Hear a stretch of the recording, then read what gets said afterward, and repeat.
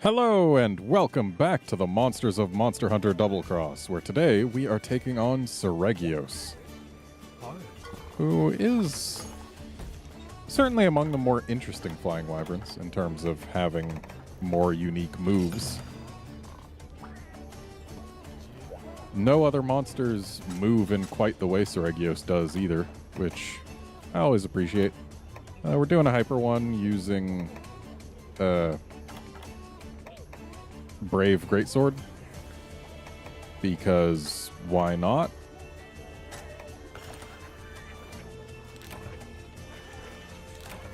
Good, we got Defender.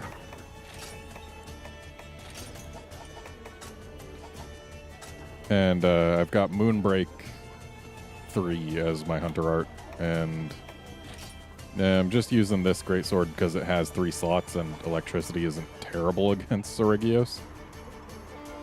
And I wanted to have bleed immunity because Hyper Seregios is very liable to inflict bleeds, and I don't like to suffer bleeds. Well, hello, secret area. I'm going to go ahead and not care about you. Probably could have gotten some enduring charms out of that, but meh.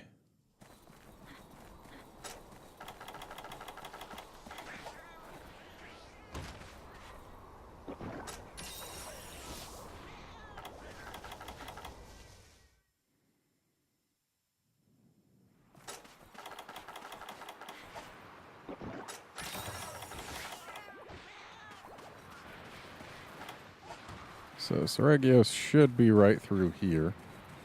At least that's where it usually starts. So we should find it pretty soon here.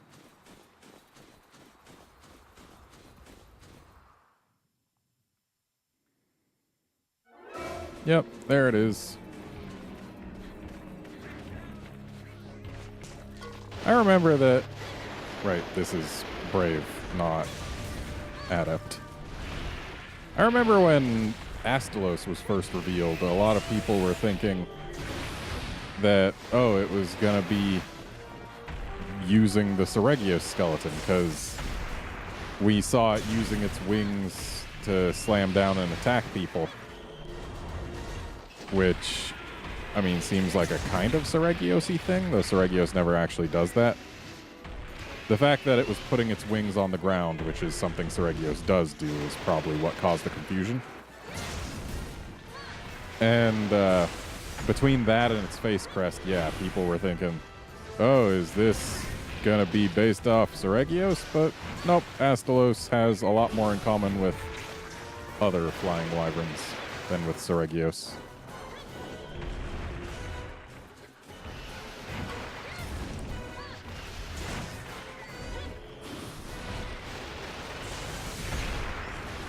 I probably shouldn't have taken such an unfamiliar weapon and style combo to a Hyper Seregios, huh?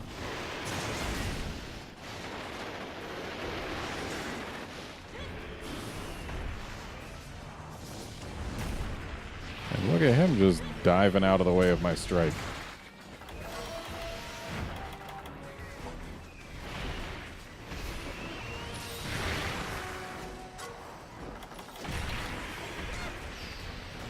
I don't like being grabbed by Seregios.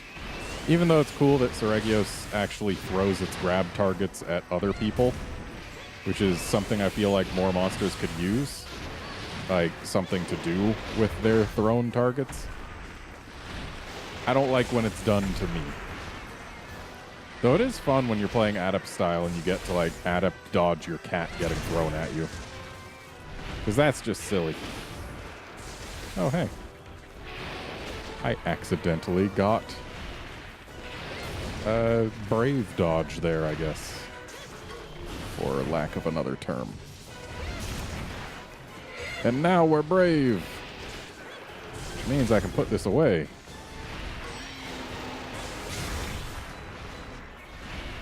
Because now it's the sheath attacks that we really care, or unsheath attacks that we really care about.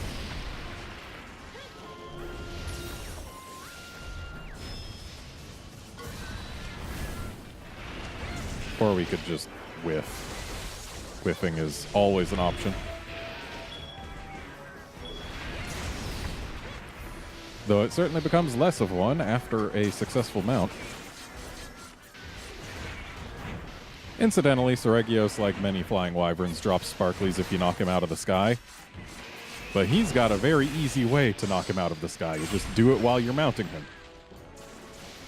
Bring him down when he's in that struggle animation, and you can bet that you will be getting that sparkly up to 2 times per quest.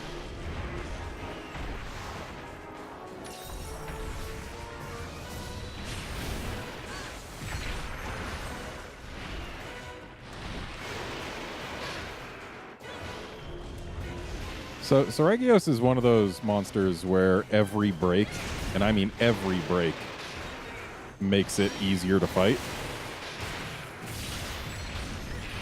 So I clearly shouldn't have just stayed charging for that right there. The way every break makes it easier to fight is the fact that you see how every time it does moves using certain parts, it sends out those little barrages of spikes? It sends out fewer spikes when the part used for the attack has been broken. And considering every single part Seregios has is tied to at least one of its attacks, it's a thing. Yeah, I really need to not just sit and charge after being hit by Seregios' spike. I feel like this might not have been the greatest weapon choice for Seregios.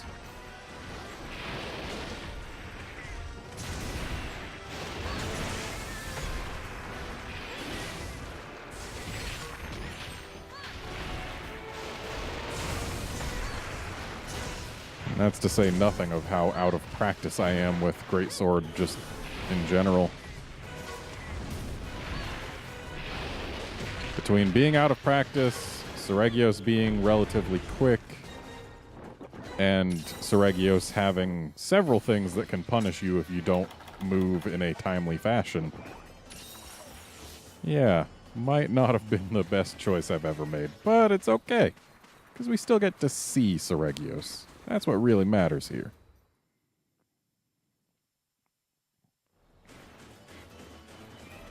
And besides, Greatsword has Moonbreak, which is a cool animation.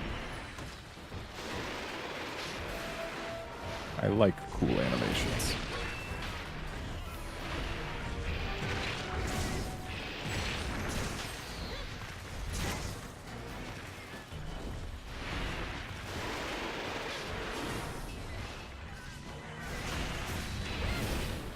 Okay, I guess the tail can just be out of my range. Got it that time, though.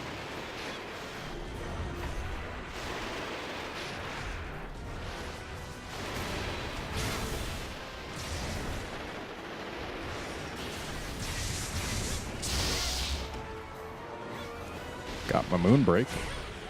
I don't know why I did the brave charge there. That was unnecessary. I am already brave, and I'm plenty brave. So I can do stronger attacks if I'm not doing brave charges. And wow, starting a charge right before you get hit by one of those spikes is bad, because then you just literally can't dodge out of the way in time.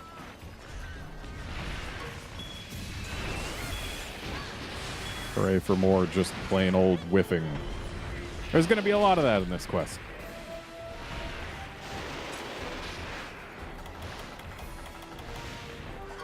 Over here, bird.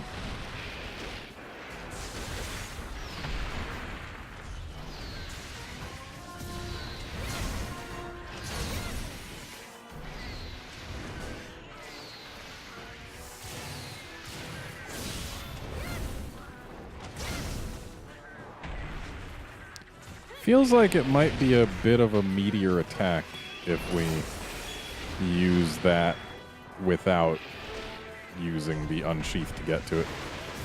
Unsheath charges much faster, but it felt like it might have been a meteor hit from not unsheathing. That's the wrong kind of potion. I wasn't paying attention.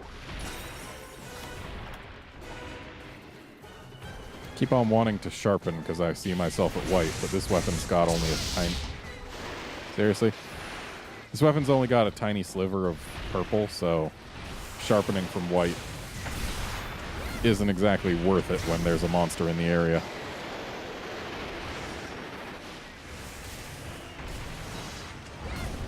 Well, if he didn't flap backwards, we might have been able to get a hit on that last brave charge.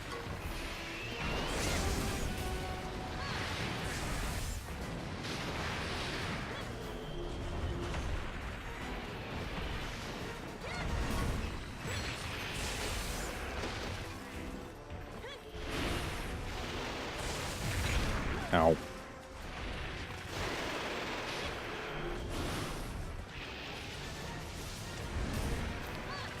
I feel like I need to do some more experimenting on what I can do from this brave stance. Like if I hit A, I can do a round slash. Which, hey, it's a relatively quick animation. Doesn't require a whole lot of committal.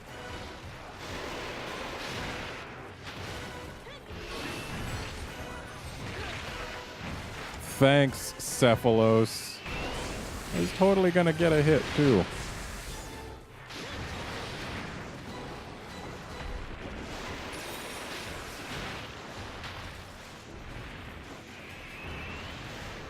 So yeah, it looks like we can only do a round slash or just a regular charge from our brave stance, so that's good to know.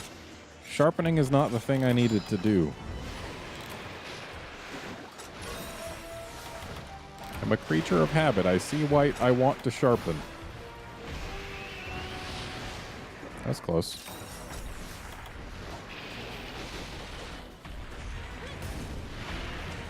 So, for those not in the know, Seregios was the flagship of Monster Hunter 4U.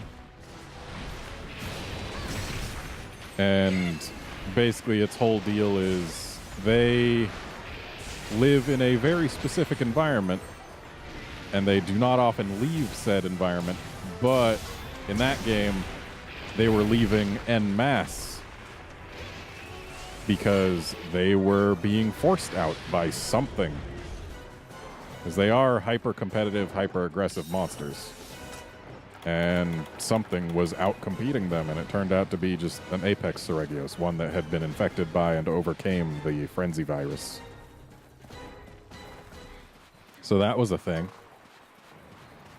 And in this game, they just show up everywhere because, I guess.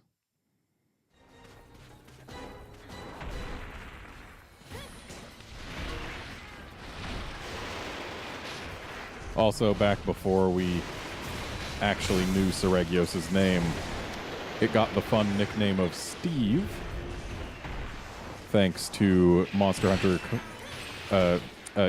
Community Manager for Capcom Unity, the US division, Yuri, also known as Dubindo. And the reason it got the nickname Steve is because on some blog posts, someone had asked what Seregios' English name was, and Yuri said something along the lines of, why can't we just call it Steve for now? And people have been calling it Steve ever since. I too called it Steve for a while, but once I actually learned its official name, I've been trying to use that.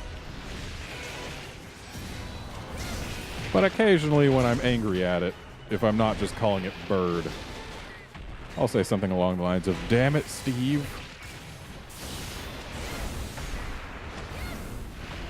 Wow, that round slash felt like it should have hit something, but oh well.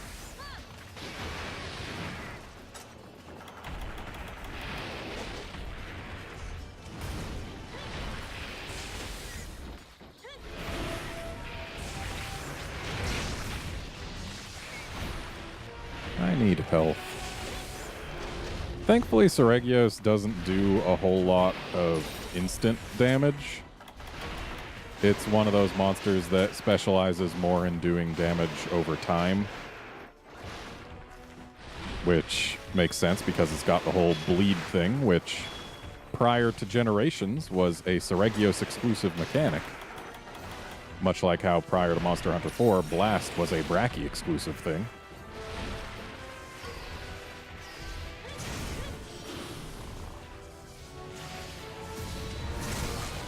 And the tail is ours.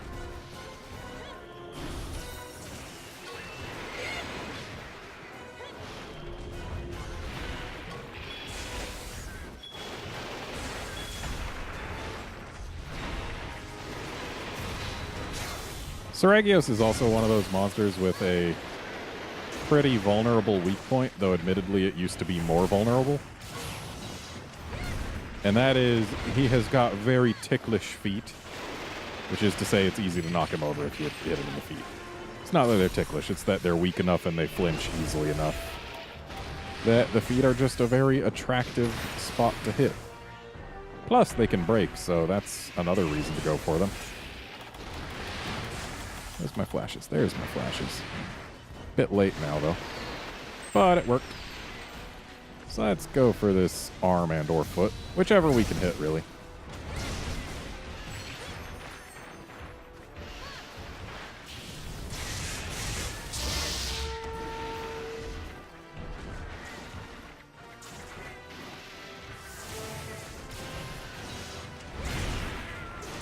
I'm pretty sure I let that charge go a little early.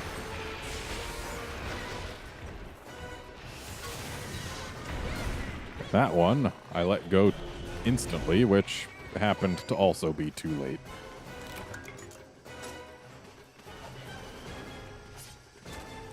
It's always fun watching monsters die from poison when they're far away from anything, because they just suddenly jump up and are dead.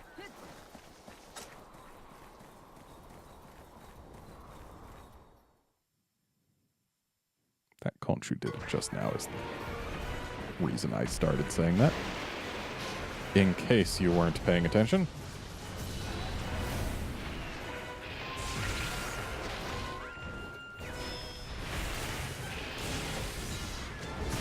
Yeah, I keep letting that go too early. The fact that there's two different charge timings for Brave Greatsword is throwing me off.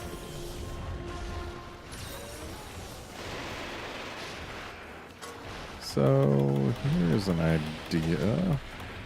Let's use this pit right now. Uh-oh. Okay, we're good. Yeah, use this pit right now and we can make use of it to fill our Brave meter.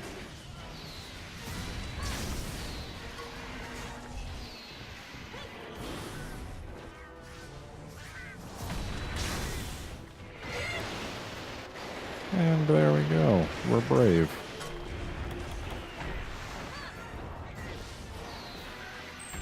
I'm actually surprised that managed to get the knockdown, because I would have expected Seregios to have been too far away at that point.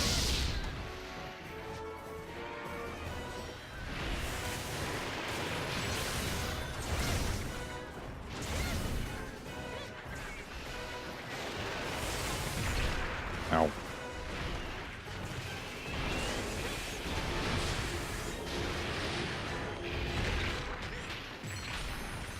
Seriously?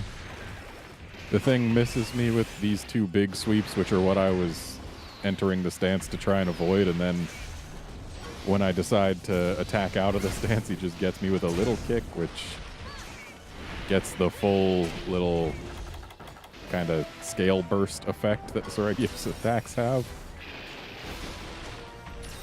Basically what I'm trying to say is this bird read me. Read me hard.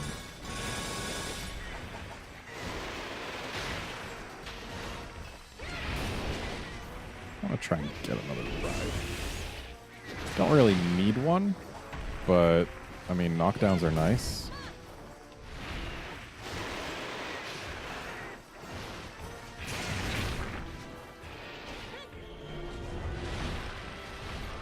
Do need to remember to get this sparkly, though. Because I actually do need G-Rank Seregios parts.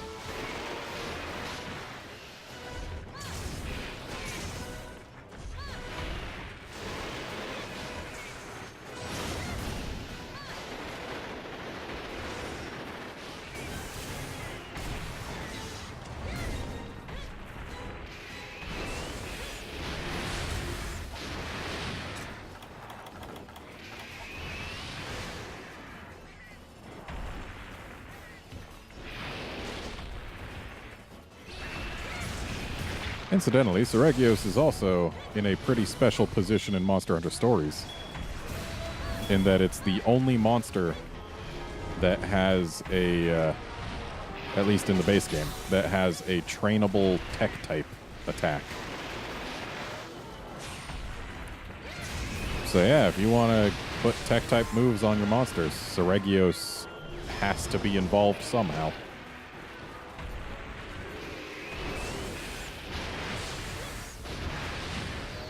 By the way, that move is a great time to use flashes, because it's very predictable where the Seregios will be facing at the end of it.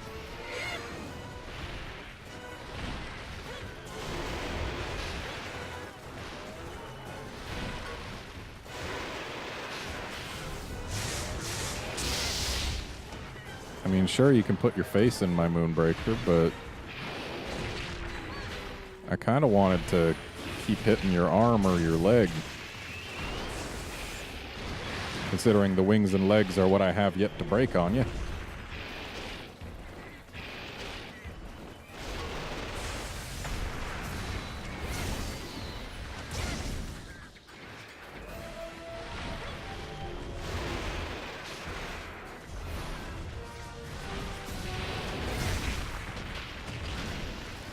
Oh. It saddens me so much that those spikes are able to flinch me before I can actually finish my round slash there. Because it would have hit, and it would have done damage. And I like to hit and to do damage. Those are like two of my favorite things to do to monsters. Has it been a while since we've sharpened? I don't even remember. I'm going to go ahead and assume no. By the way, Seregios' roar has a very short roar stun. So you do not need earplugs to be able to perform well against him. Ow.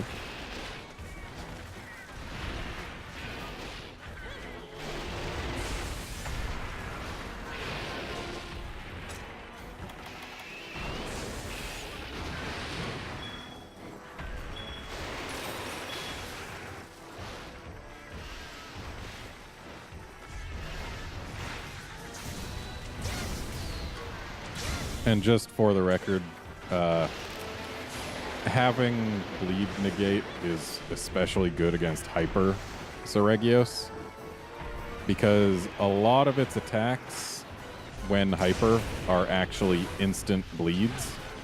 Really, Genprey? I was just trying to charge up on him, but then freaking one bite, he paralyzed me.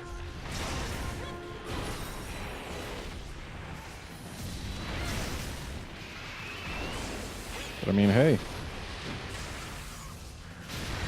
Oh, seriously?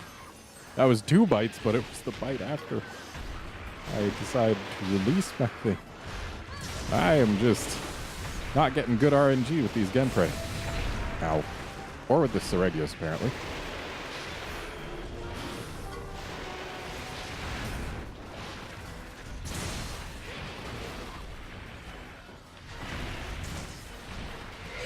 Well, hey, I'm brave now. Missed with that, though.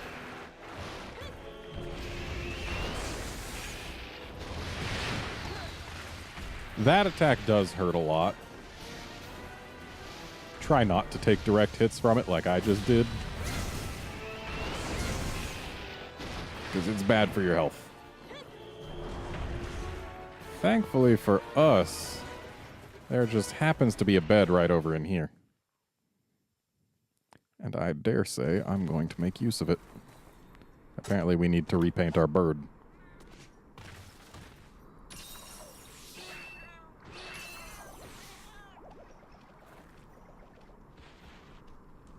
This is actually an interesting process by which Seregios was originally revealed. In that, when they were first announcing it, they only showed us its footprint and said, this is the footprint of the flagship of Monster Hunter 4U, or 4G at the time, rather. And Like, it was a Seregios footprint. It was unlike the footprint of any monster that we'd seen before. And the fact that it had a zygodactyl arrangement of its toes, which is to say 2 toes on one side, 2 toes on the other side. A lot of people were thinking, oh, is it maybe like some sort of owl or roadrunner? Because those are bird types that have those kind of feet. And nope, it was a Seregios.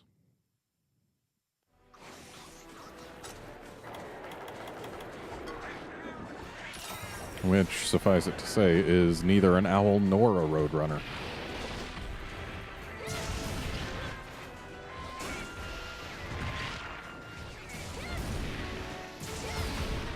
There's a ride, though we're not going to have our Brave charged up when the ride finishes.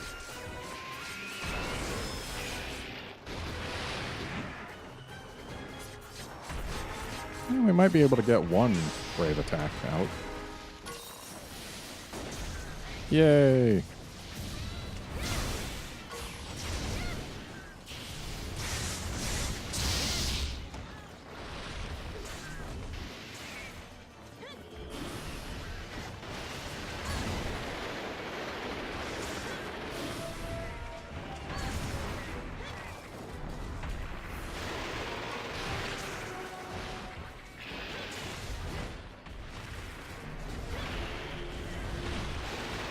I really want to get the wings or feet broken, because as I've stated, more breaks means easier fight.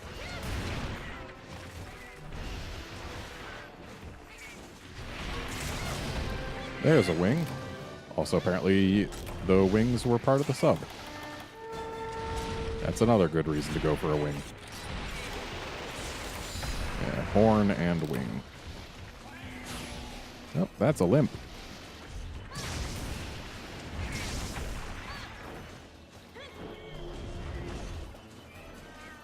So I guess we're doing okay. Certainly not amazing, but okay. Definitely doing better than we were at the start of the quest. I seem to have found my footing.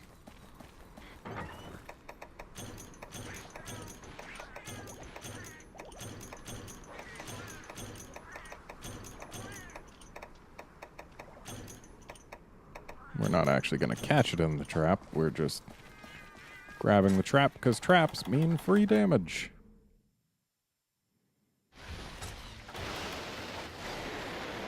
So let's just put this on down right here.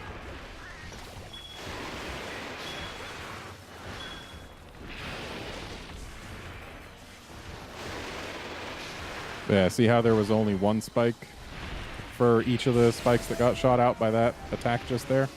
That's the type of stuff that breaking the parts gets you. I'd say breaking the wings is probably the most helpful thing you can do. The wings and the feet, because Seregios' most commonly used aerial attacks use the wings and the feet. You're not seriously going right past this trap, are you? What a jerk.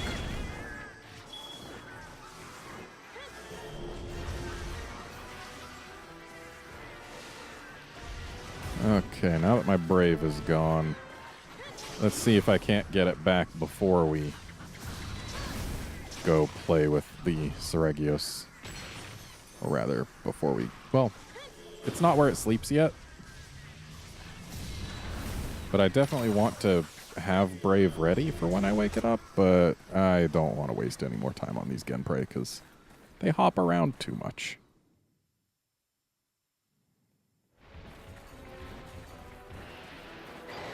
Yes, Rar. I get it.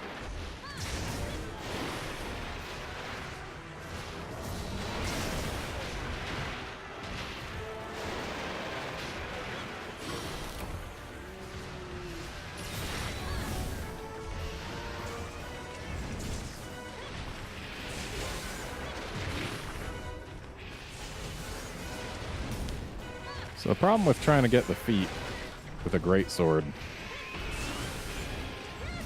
too many of my moves aim, or rather come from high up before hitting low. So, like, I'm left with round slashes if I want to hit the feet when it's not flying. And even then, if I'm not positioned right, I'll end up getting either the tail or a wing first, simply because of the way Seregios holds its body. Well, that was not a great use of that.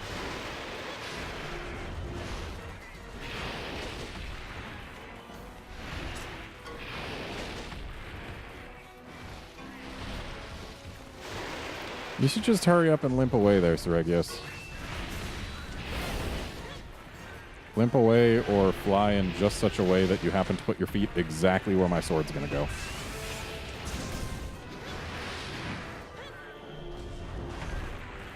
Though, even if it does limp away. Oh, hey. Did we get a foot? Or did we get the wing? It looks like we got the wing, because I'm not seeing any broken toenails. Yeah, even if it does go to sleep, I'm pretty sure it sleeps in a position that makes it so that we can't get the feet. But I suppose we should let it get to sleep, even though that means that we're gonna run out of Brave, probably. Certainly at this rate.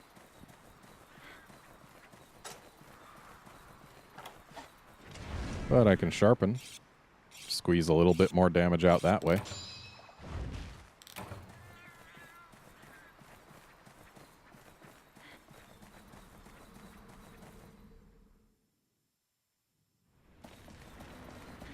Oh. It was only just getting to sleep. But it's asleep now. Yeah, those feet are definitely not available for hitting. Like, maybe if I just managed to be at the perfect range, I could get in between the wing and the tail and smack the foot. Though, having not accounted for that step forward, there was no way I was going to get it. Yeah, it just chips the toenails, so yeah.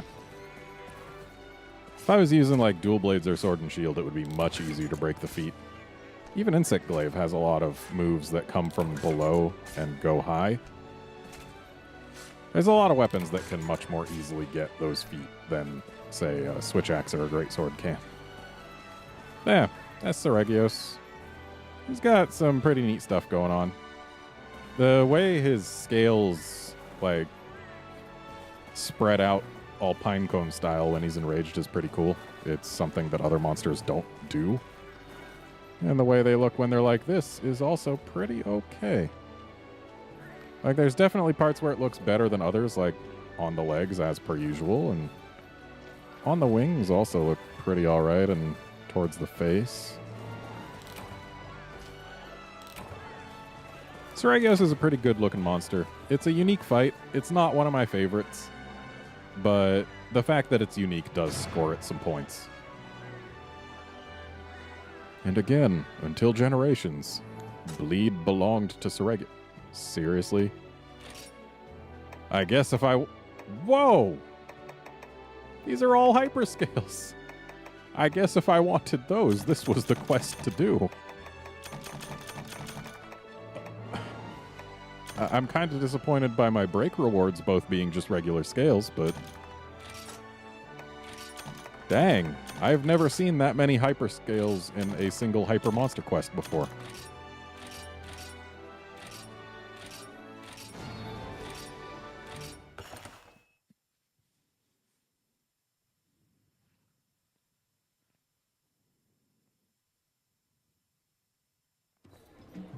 Was really hoping to get some, like, some of its horns or claws or whatever.